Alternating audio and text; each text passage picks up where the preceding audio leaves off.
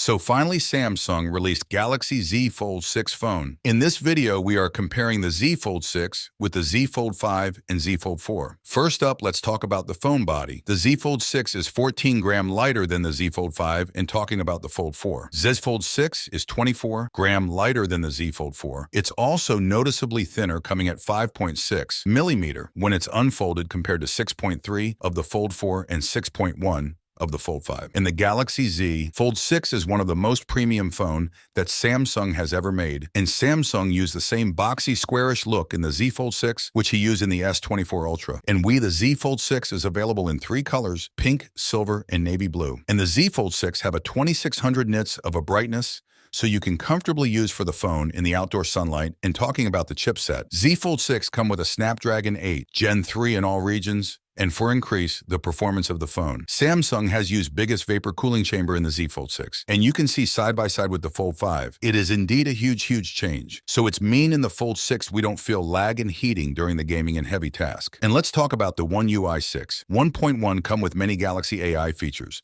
So this means Galaxy Z Fold 6 have the same AI features which we have on the S24 Ultra. But we have the one new AI feature in the Fold 6, which is Portrait Studio. Basically, this AI features allows you to convert any image or self into 3D cartoon. And maybe the new Galaxy AI features come in the older devices.